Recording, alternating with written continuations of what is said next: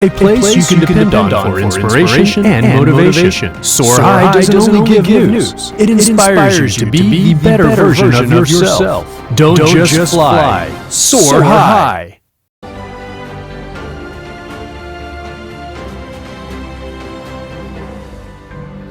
Hello, I'm Nick Clark. This is Al Jazeera live from Doha. Also coming up, all is quiet again. Sri Lanka reimposes a nationwide curfew after an upsurge in cases. Turmoil at the top in Brazil. A president already under scrutiny for his handling of the pandemic loses a popular politician.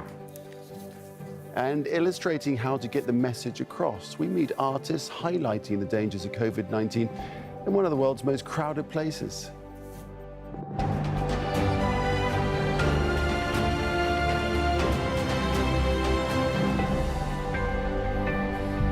So the original heart of the battle against coronavirus is marking a significant breakthrough. Just over 3 months ago, China reported its first death from the illness. Now it says it's gone 10 days in a row without any fatalities. The government in Beijing says it's detecting mostly imported cases and almost no local transmission of the virus. Out of 12 new cases reported on Saturday, 11 were brought in from overseas. Despite a ban on foreign nationals imposed late last month, there has been a continuous trickle of cases in Chinese nationals returning home. Let's join Sarah Clark in Hong Kong. And Sarah, so pretty much all of the very few cases that we're seeing are coming in from the outside. Well, the main cluster, or the main focus now where China's looking at is the north of the country. This is an area or province that borders Russia, known as the Heilongjiang province. And this is where we're seeing the largest number of imported cases. And as you mentioned, there were 12 new cases reported by the National Health Commission on Saturday, and 11 of those were imported. And this particular province, they've put in place a number of border checkpoints as well as border controls. They've got mandatory testing of coronavirus for all those arrivals. And these are the Chinese nationals coming from Russia back into China. But as you mentioned, it's a big day or milestone on the grounds. We've got no new deaths. That's the 10th day in a row where they haven't reported a death coming out of China. We've also got the National Health Commission chief. He's hailing China's efforts in their treatment of the coronavirus cases, in particular the outbreak. He's describing it as a decisive victory. And he says its treatment, China's treatment of this particular outbreak is internationally advanced. And he's also said he's ready to share with the world China's experience and its handling of this case to try and help those who are currently amidst the coronavirus outbreak elsewhere. The thing is, there's been a lot of people expressing doubt about China's transparency from the off. Can we trust these figures?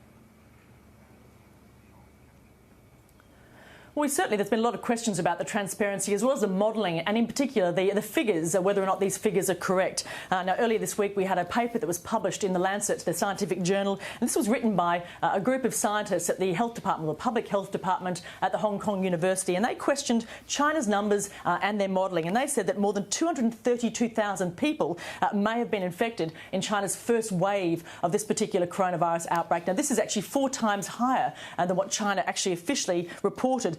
China said on February 5th, they said 55,000 cases of the coronavirus infection were reported in Wuhan in the early days. Now, the latest number of cases we have coming out of China, we've got 83,000 cases of infection. Of course, that's very low when you compare them to the likes of the United States and parts of Europe. And a number of countries are also pushing for an investigation into the origin of the coronavirus in China. And a number of countries, including the United Kingdom, has also decided to drop comparing their figures to China simply because they simply can't trust the figures being released on a daily basis from China's National Health Commission. Interesting. All right, Sarah, we'll leave it there for the moment. That's the picture from Hong Kong. Sarah Clark on the situation in China. Well, a nation neighbouring China is getting back in business. Shops, cafes and restaurants across Vietnam are reopening as it eases restrictions on movements. The country has been praised for successfully containing coronavirus. It's reported 300 cases with no deaths and no new cases for a week. Vietnam acted quickly by putting tens of thousands of people in quarantine and using contact tracing and testing. Vietnam's strategy in the fight against COVID-19 was remote, and it focused on early prevention before the pandemic. Vietnam quickly contained the virus and stopped it from spreading to the other communities. On top of that, the government and the Ministry of Health employed measures, including isolation and medical treatment. Well, now a more cautionary note out of Asia, especially as countries around the world debate when to relax lockdown restrictions. An island-wide curfew has been reimposed in Sri Lanka until Monday, the earliest, because of another surge in cases. Restrictions had been relaxed in what were considered low-risk areas outside the capital, Colombo. There are 420 cases in Sri Lanka and 7 people have died. Manel Fernandez joins us now from the capital, Colombo, and there's differing aspects to how they're dealing with this in Sri Lanka. Manel, tell us more. That's right, Nick. Essentially what happened over the last 48 hours, Sri Lanka has seen a spike in the number of confirmed cases that have been detected, and this basically led to the authorities rethinking the issue of curfew, and we've got basically the curfew in place throughout the island right through the weekend until early Monday morning so far. We did hear from the police spokesman that the authorities, the health authorities, and everybody concerned are consulting right now given the recent spike in the number of cases. And they are trying to make a decision about the best way forward regarding the curfew. Now, in a majority of districts around the country, the state of curfew had been eased during the day, essentially from the beginning of the week. What happened was at 5 o'clock in the morning, the curfew was lifted, and basically people went about their business, and the curfew was only placed towards the night every single day since Monday, whereas Colombo, the capital, as well as 4 districts identified as high-risk districts, have not had the curfew lifted literally for a month, Nick. Just behind me, you see a sort of a busy Colombo suburb, Nugegoda, essentially deserted. The one little bit of activity you can probably see over my shoulder is a police barricade run by police task force officers who are stopping at random vehicles to make sure everybody who is on the road and is going about actually has a valid reason to do so and a valid curfew power. So that's the way things stand, Nick. Right. And Manel, generally the numbers are low at 420, aren't they? Do you think that is representative? How much testing has been going on?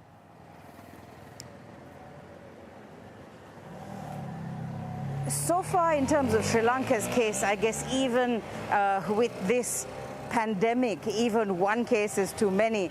But Sri Lanka has been relatively lucky, Nick, when you look at other parts of the world. So far, 420 cases. Now, the testing has been ratcheted up. The number of tests being carried out, we're hearing from the authorities, has been increased in recent days. Still, according to certain medical professionals, they are calling for more stringent testing, more widespread testing, and there is a sort of a work in progress in terms of increasing the number of tests being carried out. Now, so far, the confirmed number of cases at 420 is something that many people discuss. They think that things are being sort of controlled fairly tightly. Like we were talking about, the sort of island-wide curfew has helped. It's very strictly policed. The police, the 3 armed forces are on the streets, like I said, the barricade behind me. And this has helped bring the numbers down. But particularly with this hike in the number that we've seen over the last 2 days, there is concern that we might see numbers going up. But the hope is that it will remain under control. Nick? All right, Manel, thanks very much indeed. Manel Fernandez reporting there. Peru's interior minister has been replaced as it struggles to fight the pandemic. On Thursday, Carlos Moran admitted that 1,300 members of the police had tested positive for the virus. And there's growing anger over the scale of the outbreak, with medical workers demanding better pay and more protective gear. Peru has reported more than 20,000 cases and 634 deaths. In Brazil, the justice minister has quit, accusing the president, Jair Bolsonaro, of criminal meddling in law enforcement. Sergio Moro stepped down after Bolsonaro fired the federal police chief, plunging Brazil's government further into disarray. The president says the allegations are baseless. Manuel Rapello has this report. He shot to fame fighting corruption. But on Friday morning, Sergio Moro resigned as Brazil's justice minister. On live television, he accused President Jair Bolsonaro of political meddling in matters of law enforcement when he fired federal police chief Mauricio Valeixo the day before. Unfortunately, there's no way for me to fulfill the commitment I made if I'm not able to do my job, if I'm not able to preserve the autonomy of the federal police to carry out its work. Sergio Moro is considered by many as a sort of anti-corruption crusader and a superstar among President Jair Bolsonaro's cabinet. In 2014, Moro, a federal judge at the time, was appointed to the biggest political corruption investigation in Brazil's history, a case that led to the arrest of hundreds of politicians and business elites. The investigation, codenamed Car Wash, would also lead to the fall of Brazilian President Dilma Rousseff and the arrest of former Brazilian President Luiz Inácio Lula da Silva. Prior to his resignation, Sergio Moro's role as Brazilian Justice Minister was seen by many as almost symbolic.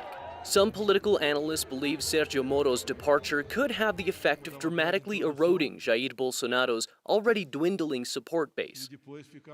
This shaked all the political structure in Brazil in this exact moment.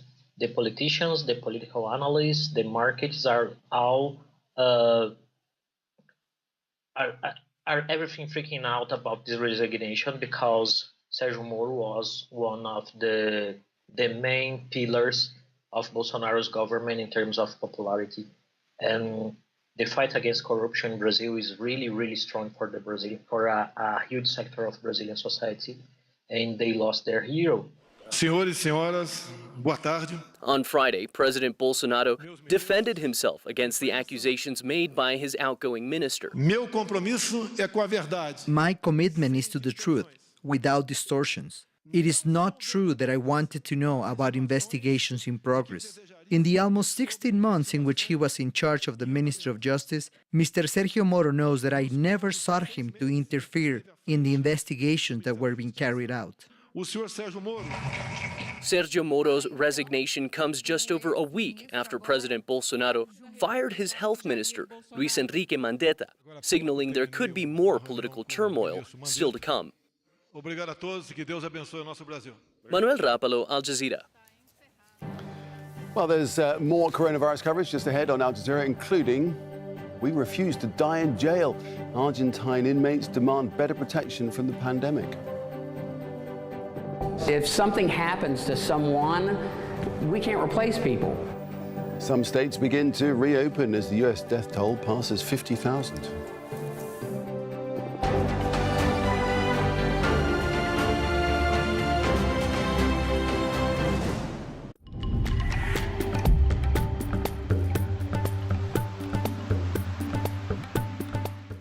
Hello, we've got some subtle changes taking place in the weather across Europe at the moment. It's turning cooler now after a recent heat wave in Scandinavia. We'll see a few showers still there across Spain and Portugal, but not as widespread as they have been recently. And we're losing that lively weather across Greece, pushing across that eastern side of the Mediterranean. For central parts, yes, at the moment, it's staying warm. Plenty of spring sunshine there. So Vienna getting up to around 20 Celsius on Saturday afternoon. Cooler there in London at around 17 degrees. Bits and pieces of cloud and rain rolling into central parts of France. And we've got a scattering of showers there across a good part of the Iberian Peninsula. Follow that line of cloud and rain up into that western side of Russia. It's cooler there in Moscow as well, with a top temperature of around 7 degrees Celsius, a similar temperature on Sunday. That rain will become a little more intense as we go on into Sunday. Bright skies come in behind, but it's only going to have a fresher feel to things as we go on through the second half of the weekend. Still some showers into central, southern parts of France, down into Spain and Portugal. The showers just pepping up a touch at this stage. And some of those showers, they will, of course, run across northern parts of Morocco. So expect to see some wet weather here as we go on through Saturday. It will be heavy at times, but it stays fine, dry and sunny across Egypt.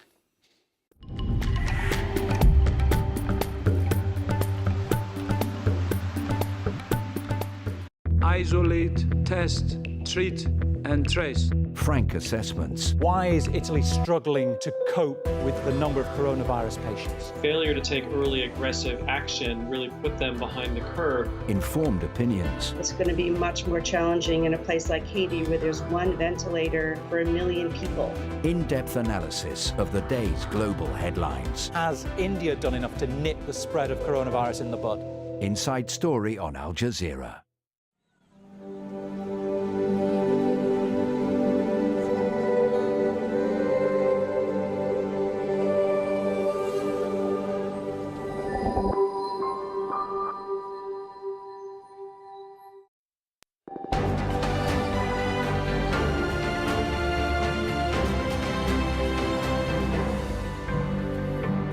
Well, again, you're watching Al Jazeera. A reminder of our top stories this hour.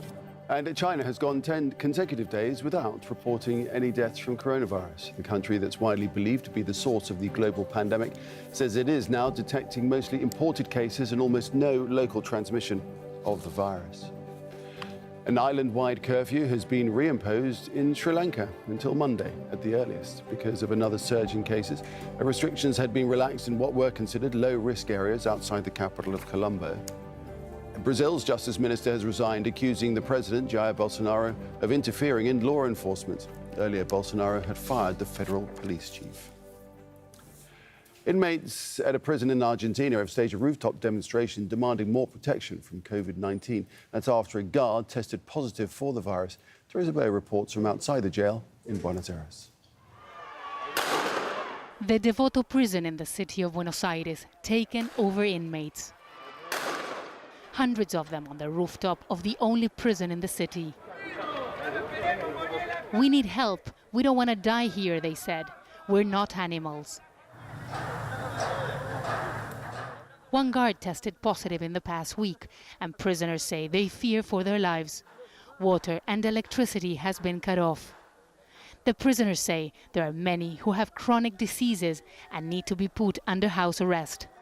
Prisons in Argentina already have a history of overcrowding and lack of sanitations. In this one, we've been seeing the prisoners throwing rocks and the police responding using rubber bullets. We also heard several explosions inside. Unrest has been on the rise in prisons in these countries as inmates are fearful of the spread of COVID-19. The inmates' relatives came to show their support. They want their loved ones released. They tried to cross the cordoned area. The police did not allow them. My husband has HIV and he should be at home right now. They're going to kill him in there.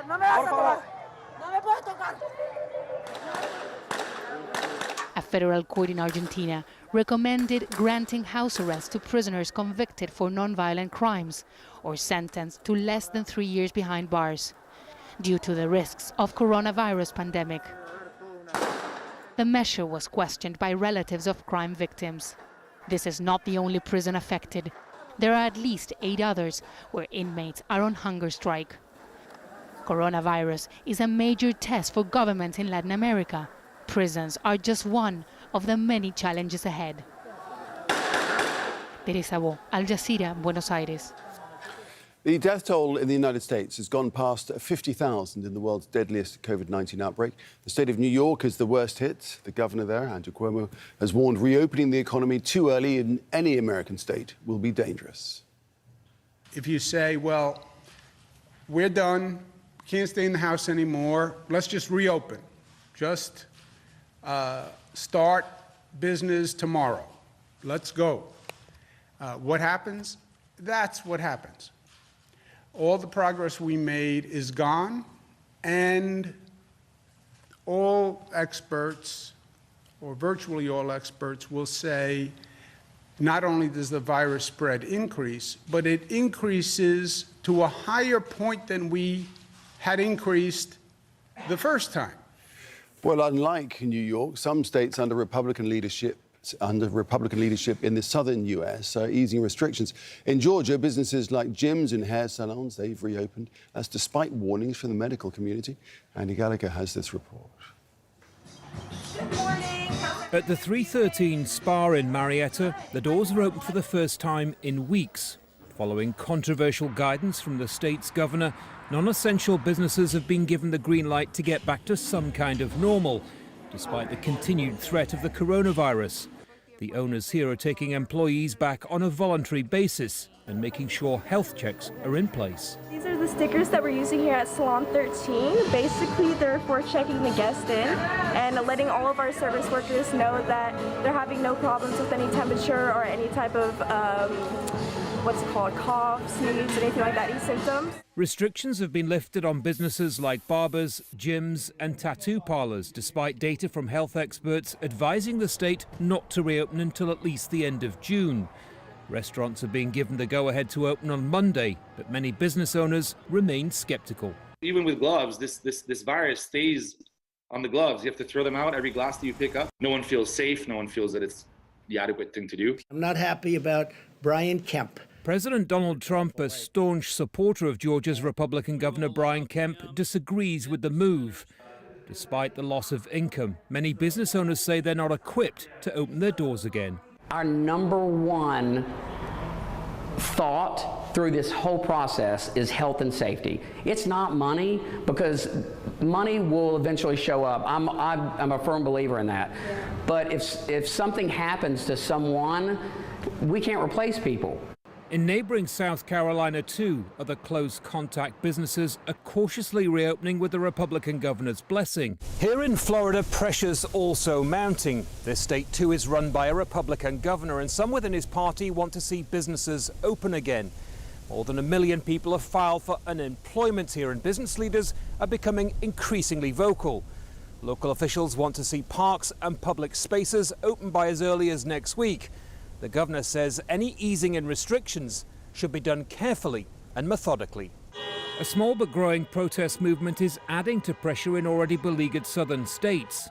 But as yet, the science-based data suggests patience is key. Andy Gallagher, Al Jazeera. Well, despite being the worst affected country on the planet, the United States won't be part of an initiative launched by the World Health Organization. Global leaders have pledged to speed up development of a coronavirus vaccine in what's being hailed as a landmark collaboration. Our diplomatic editor, James Bays, has this report. It's just the place you would have expected in previous times to have seen US leadership, a global crisis and world leaders coming together with a response.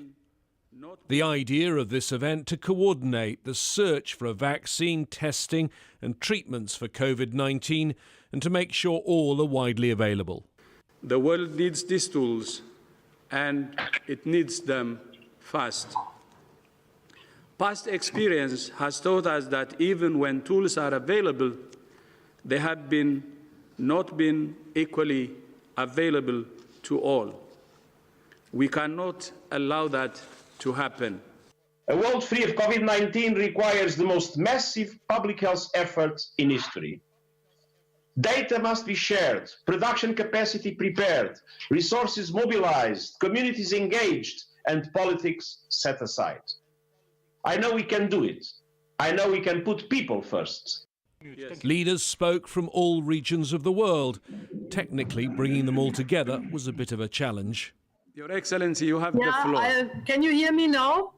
Yes, we can hear you. Okay. Germany, one of 4 members of the G7 group of countries that were represented.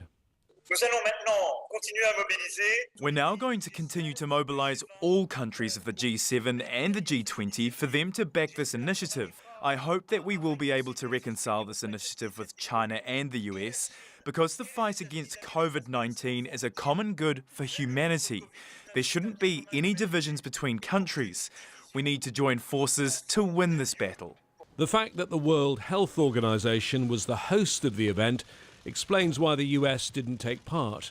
President Trump cut all new funding to the WHO because he claimed the global health body had not been tough enough on China. The WHO failed in this basic duty and must be held accountable. A spokesperson for the US mission to the UN in Geneva, where the WHO is based, told Al Jazeera, "There'll be no US official participation. We were informed of this event last week, and we look forward to learning more about this initiative as soon as possible." Following this event, the next phase will be led by the European Union. In 10 days' time, they'll be trying to raise $8 billion to make sure that vaccines, testing and treatment are available to everyone. James Bays, Al Jazeera at the United Nations. Well, let's hear from Bob Arnott now. He's a medical doctor and journalist, and he says the disparities in health systems around the world are some of the most important issues to overcome in fighting COVID-19. Poor countries, the first thing they're going to need are ventilators. Some countries, like Kenya, might have 4 or 5 ventilators.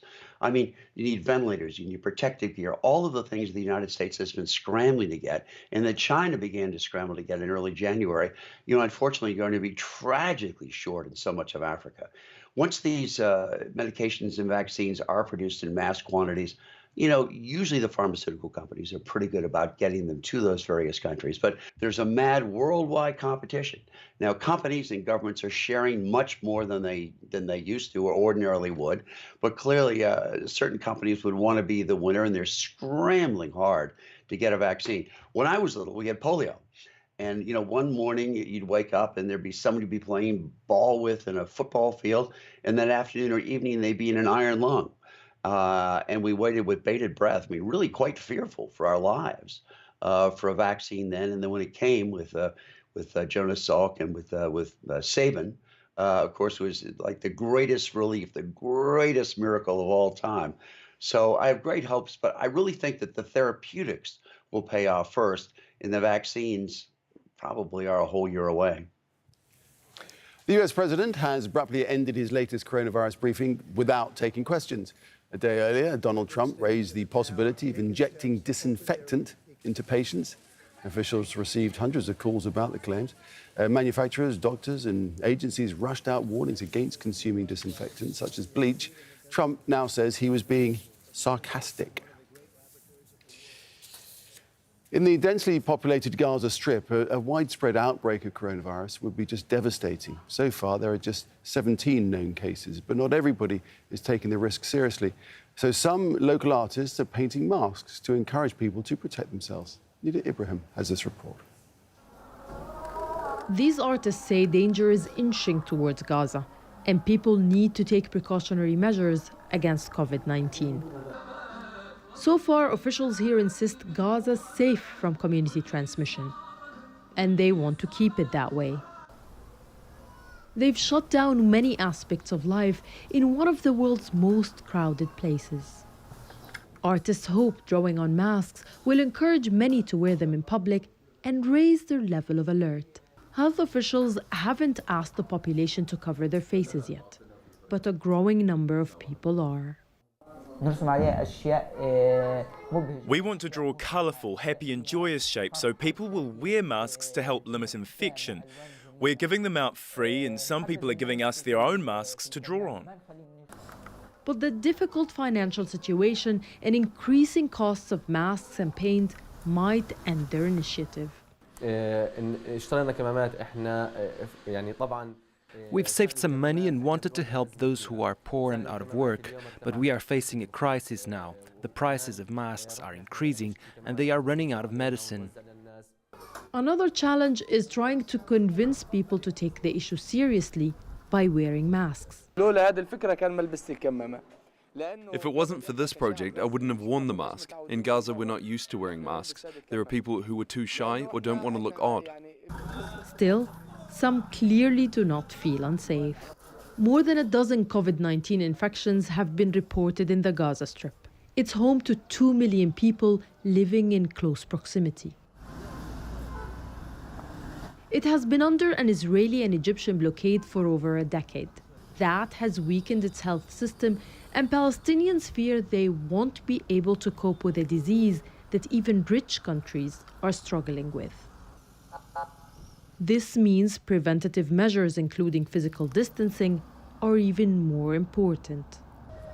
The police say with the weather getting warmer, some are heading to the seaside, as it's one of the only places left to relax. Some say Gaza's relatively low number of infections is because it's been cut off from the rest of the world for years. But it also means that if the virus were to spread here, it could have a devastating impact on its people. Nida Ibrahim, Al Jazeera. Thousands of people in Australia and New Zealand have marked their national days of remembrance for soldiers lost in wars and peacekeeping operations. With both countries under coronavirus lockdowns, closed services were held instead of the traditional Anzac events, which attract large crowds. Families were encouraged to stand at the end of their driveways to ensure social distancing. New Zealand's Prime Minister, Jacinda Ardern, stood outside her official residence for a small ceremony. The day marks the 1915 Gallipoli landing in northern Turkey, where thousands of Australian and New Zealand troops died. The Turkish memorial was also cancelled. Walk on with hope in your heart. Here's a happy story. A 99-year-old military veteran has hit #1 on the UK singles chart for a charity song supporting the British Health Service. Captain Tom Moore originally aimed to raise $1,000 for health workers by walking 100 laps of his garden. Instead, he's raised nearly $37 million.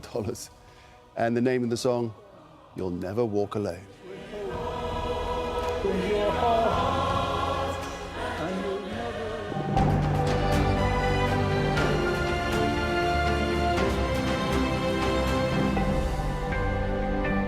So this is Al Jazeera. These are the top stories. And China has gone 10 consecutive days without reporting any deaths from coronavirus. The country that's widely believed to be the source of the global pandemic says it's now detecting mostly imported cases and almost no local transmission of the virus. In Hong Kong, Sarah Clark says there's growing skepticism about the data coming out of China. Now, earlier this week, we had a paper that was published in The Lancet, the scientific journal, and this was written by a group of scientists at the health department, the public health department at the Hong Kong University, and they questioned China's numbers and their modelling, and they said that more than 232,000 people may have been infected in China's first wave of this particular coronavirus outbreak. Now, this is actually 4 times higher than what China actually officially reported.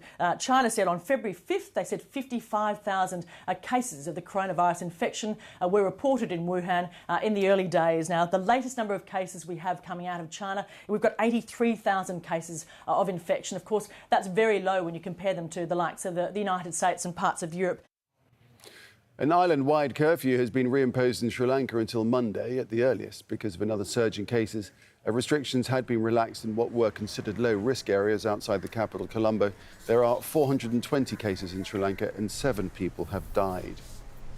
In Brazil, the justice minister has quit, accusing President Jair Bolsonaro of criminal meddling in law enforcement. Sergio Moro stepped down after Bolsonaro fired the federal police chief. The president says he's done nothing wrong. Peru's interior minister has been replaced as it struggles to fight the pandemic. Carlos Moran has admitted that 1,300 members of the police have tested positive for the virus.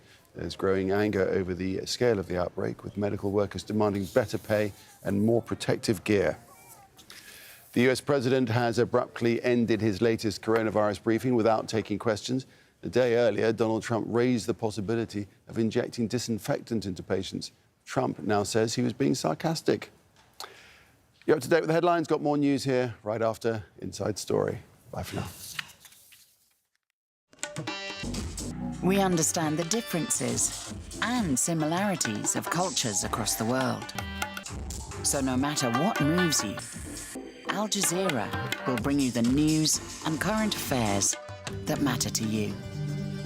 Al Jazeera. The wildlife trade under scrutiny. The global pandemic has led to a debate on wet markets, where live animals are sold for food. So, should they be closed? This is Inside Story.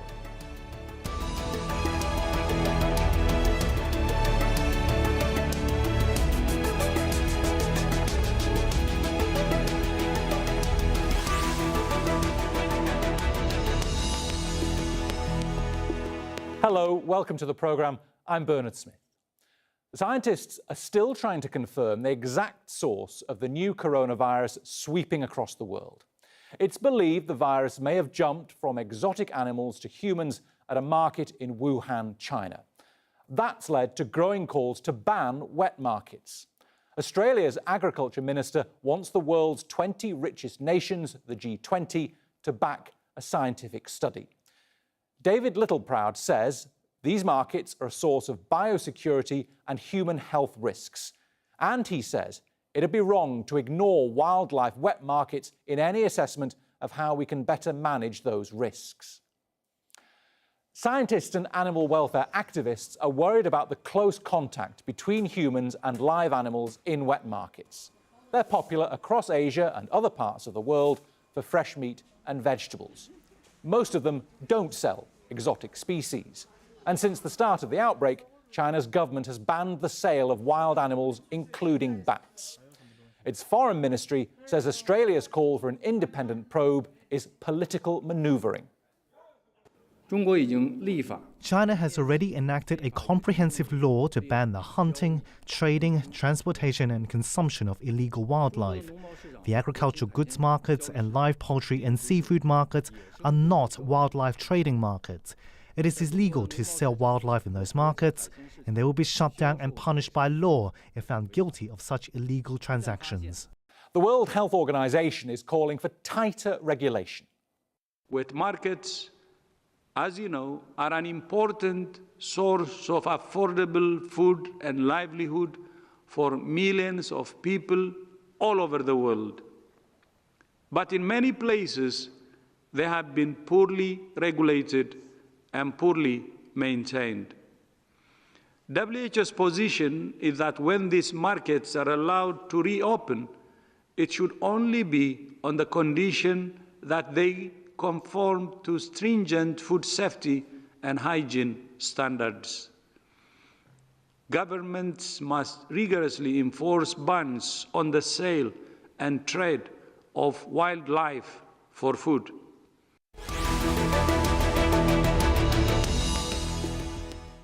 Let's introduce our panel. In the Vietnamese capital of Hanoi, we have Trinh Le Nguyen, an executive director at Pan Nature. In Lancaster, in the United Kingdom, Mohammed Munir, a virologist at Lancaster University. And in Nairobi, Kenya, Kadu Sabunya, the CEO at the African Wildlife Foundation. Welcome to you all. Mohammed, I'd like to begin with you first, because I'd like you to help us understand the science behind the risk of disease jumping from animals to humans in the environment of these live wet markets. I mean, lots of people go to zoos, for example. It doesn't seem to happen there. So what is happening in these markets? Well, normally animals carry a range of different viruses, and those viruses are probably harmless for the animals. But they are staying there for a longer duration of time, and that's how they adopt. And whenever they get the chance to interact with a human or any other intermediate host, they have a potential to jump the species from animal to either intermediate animal or directly to the human. And if they do so, because human hasn't seen those infections before, we didn't have any immunity against that. That's how the virus have open ground to start replication and moving on. And when it comes to the wet market, this is a really great breeding ground for many of these viruses, because animals, those are kept in the wet market or in the open markets. These are the places where the viruses jump from one animal to another animal very frequently within a very confined environment. And that environment led the virus to identify a best and appropriate host where it can adopt even further and adopt at to the level that it can start infecting humans. Thank you very much for that. So, Kadu, many of those animals that appear in these markets come from Africa, are smuggled out of Africa. There have been decades-long campaigns against this. Why is this trade enduring? Yeah, a number of issues here. One is that the demand is high, the price is high. Two, the sourcing countries, poverty is high. Management of this wildlife or wildlife habitats is difficult. The laws are weak. Regulations are poor. Trafficking, that's the middle range, is common between countries. And the globalization, as the countries have become, the world has become so smaller, we've seen increased flights and interconnectedness. It has increased the trade. But I think the issue is more than that. We've been in this as my organization for a number of years. We've seen that where we have improved the connection between wildlife and the people that live with them, either gainfully through increasing their livelihoods in terms of income, or just the relationship, the drop in wildlife trade drops. Where we've seen the stop in demand, China, when China banned the trade in ivory last year, we saw a drop in the killing of elephants in Africa. So what we are looking at, a need to stop the demand, a need to stop the killing, the trafficking, and then the killing will stop. And Nguyen, similarly in your part of the world, why is the trade in exotic animals continuing, and how do you stop it? I think I agree with my colleagues. Is the profits from wildlife trade is the main driver for the ongoing global wildlife crime. The estimations of the profits from these illegal markets is about 7 to 23 billion US dollars. We don't have the exact number because this is the black market, but it's sort of the third largest illegal markets after heroin, drug and armed trafficking. So that's the biggest driver. And the second reason I think is I have to say it's corruption, both from in the source country and also in the destination country, that allow the wildlife crime to operate. In the source country, the law enforcement may be not enough, and in the destination country, the control measure sometimes is not sufficient to deal with the complexity of the international wildlife crime. Mohammed, these markets have been around for hundreds of years, but it only seems to be in recent times that we hear of these diseases jumping to humans, whether it's began with HIV in the late 50s, whether it's SARS, or whether it's H5N1. Why do they only seem to be happening now, or has it always been the case? I think this has always been the case. Whenever there has been a close interaction between animal and human, and these animal doesn't need to be wild animal, even domesticated commercial animal, they pose almost the same risk. But since they are kept under a relatively cleaner environment, and we do understand the kind of viruses they infect to the livestock, they are vaccinated and they are protected. But in the wildlife, the risk is more because they are not protected against that. But I think one of the major contributing factor that is highlighting this phenomenon a lot more now compared to past is that now we have developed technologies. Those are at the forefront to identify these unknown pathogens, the pathogens that haven't been identified in human. So we know from the past history that more than 60% of the infection in human came from animal. And those majority of those 60% have been very recently identified. And that is because we developed technologies such as next generation sequencing approaches which identify any kind of pathogens, whether it causes disease or does not cause disease, can be identified. So because of this advancement, our knowledge is getting more and more advanced. And whenever such situations such as COVID-19 arises, our first hit point is to look whether it has come from animals. Kadu, in Africa, meat from some exotic animals tends to be known as bush meat, and you've had disease appear from, as I say, from HIV from the Congo in the late 50s. Ebola also originated from animals. Is there an education issue in getting people to understand where these diseases are emerging from in those communities? No, they do, but a number of things have happened. Traditionally and for many years, African communities have been living with wildlife for generations and consuming it as such. But I think what has happened is the trade in wildlife and the markets you are talking about. But also, before actually I go, I want to qualify that the wet markets, as I've been reading in Western media, are really defined differently. The wet markets in Africa are what you call in London farmers markets. Yes. These are just farm produce. So that we need to be careful the way we use the words. I've had a banning wet markets.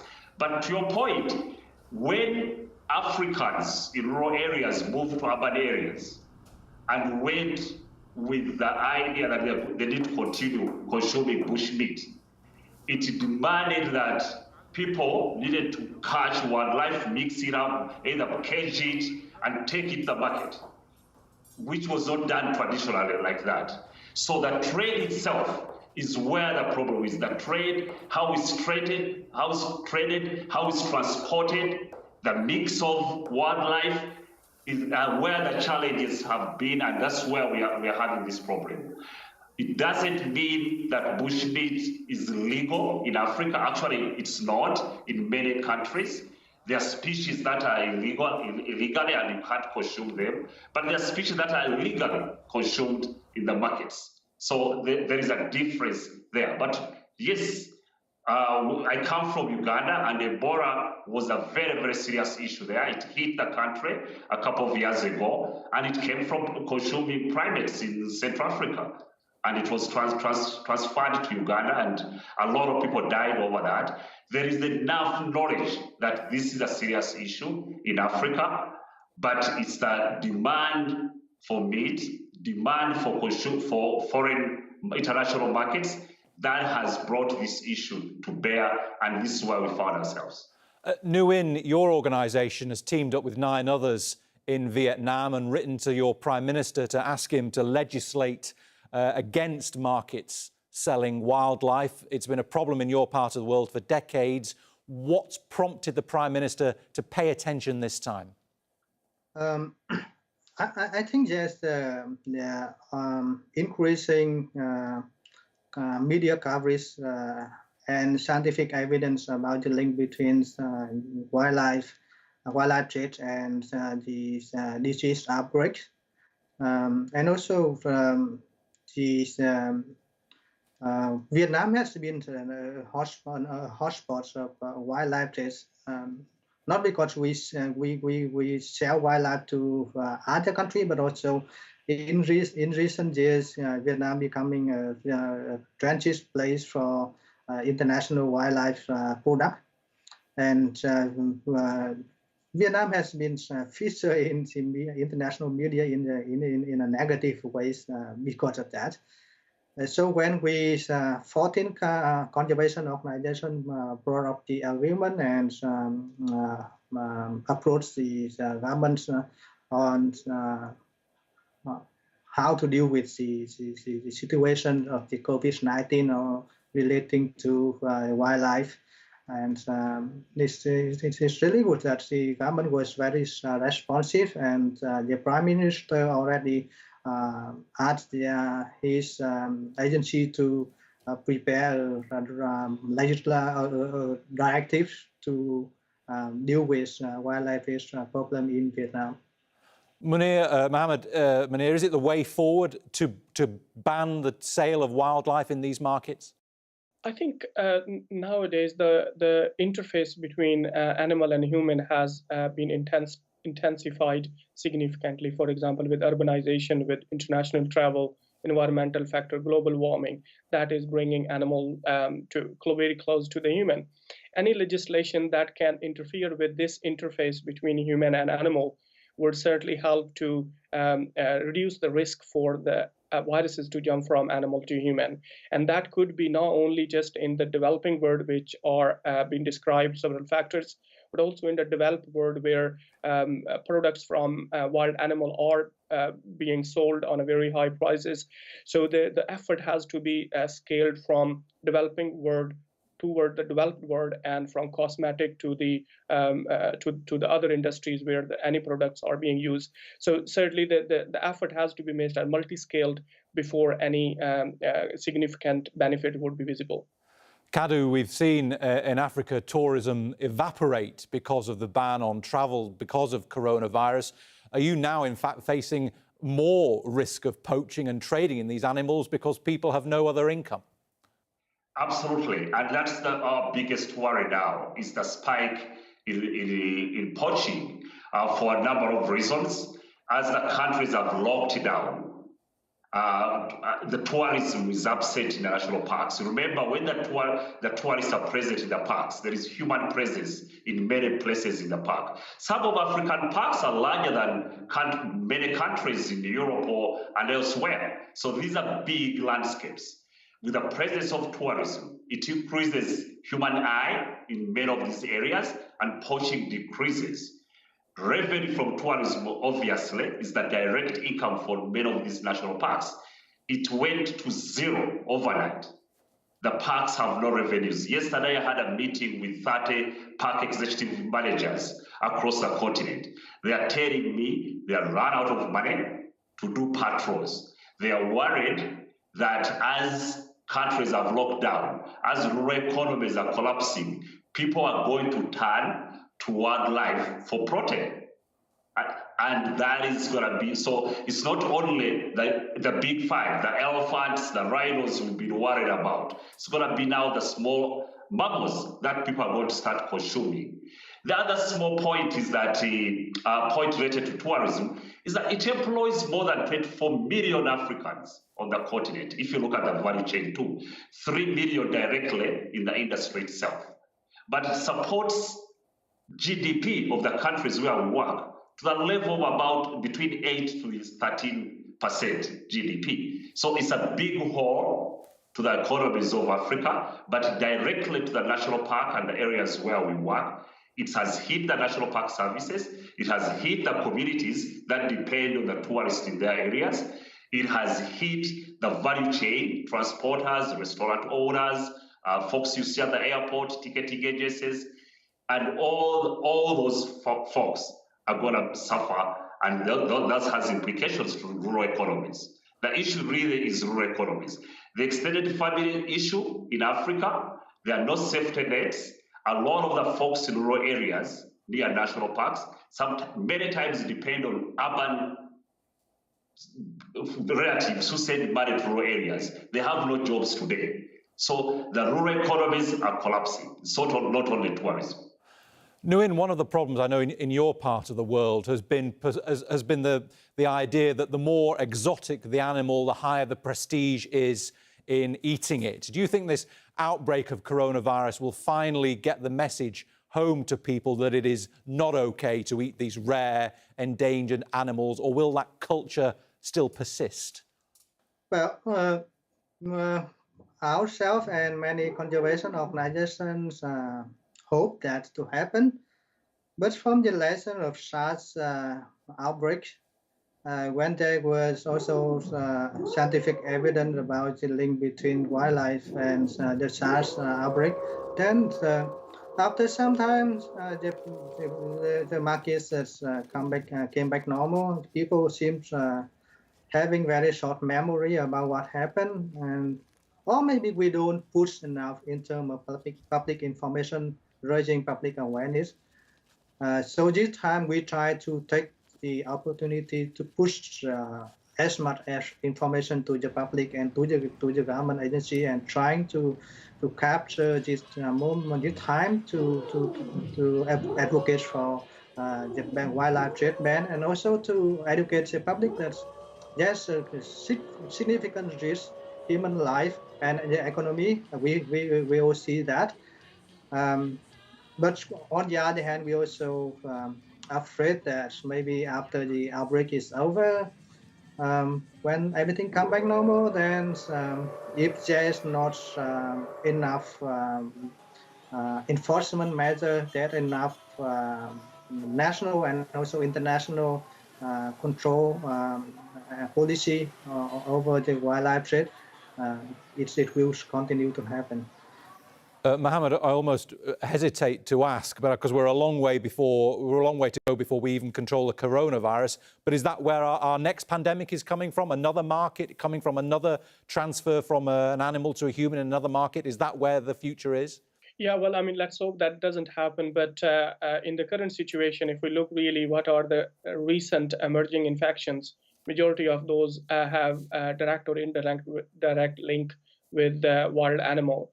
So I wouldn't be extremely surprised if the next pandemic would be because of jumping of the animals, of the pathogens from animal to human. And that is really tricky in the current situations to really make a strong legislation to ban the usage of the bushmeat and other products, mainly because the overall utilization of meat and the association of human with the animal has been deep-rooted culturally, at some places religiously, and then because of the need of the poverty. So probably I just want to reinforce onto the fact that this is a great time to reinforce once again how legislation need to be made to ensure that this interaction and the interface between human and animal will be minimized. And Kadu, apparently in the markets of Gabon in West Africa, the Chinese buyers of pangolin, the most trafficked animal, they've evaporated now, it seems. Are they going to come back, or is there a chance that this trade has really been interrupted by the scare from the coronavirus? Yes, I think there's a huge chance that some of the species are going to be helped by the pandemic. And remember that the trade in pangolin was already illegal. And that's why I worry on the insistence of banning things. We've banned a lot of things, but we haven't got the good results we wanted. But yes, there will be a fear. This is an opportunity for us to increase the awareness. But we need to be fully informed by the needs of the people, communities, and the institutions on the front line to address this complex issue. Protecting sustainable development in African countries should be the center of this debate. Alternatives and different options for people. But so you think now is the right time, now there is a chance to really interrupt this trade from Africa to Asia? Absolutely, absolutely. And we are at it. There are three things we are working on. One is this is a huge opportunity for Africa to stop this world trade. This is not only because of the virus, but it's also our heritage too, these animals. I know a number of Africans that belong to the clan of pangolin. This is their heritage, and this is their clans, and they need to protect this. It's just the commerce and the trade that has really linked it. The second thing is really looking at the model of the new development model we need. That takes care of biodiversity and streamlines biodiversity into our economic development aspirations. Okay, and very quickly, with you, Nguyen, as well, from your perspective, is this an opportunity, a serious opportunity, you think, now to really interrupt the trade in exotic animals? Yeah, I do believe. That's why we are working with other conservation partner and also the government, trying to push for more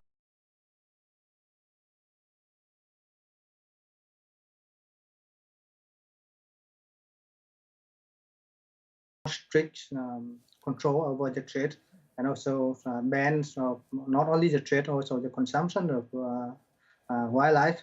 All right, Nguyen, thank you very much. Unfortunately, gentlemen, we're out of time, but thank you very much for your insights. Thanks to Trinh Lee Nguyen, Dr. Mohammed Munir, and Kadu Sabunya, and thank you too for watching. You can see the programme again anytime by visiting our website, aljazeera.com. And for further discussion, go to our Facebook page. That's facebook.com/AJ Inside Story. You can also join the conversation on Twitter. Our handle is @AJ Inside Story. From me, Bernard Smith, and the entire team here in Doha, bye for now.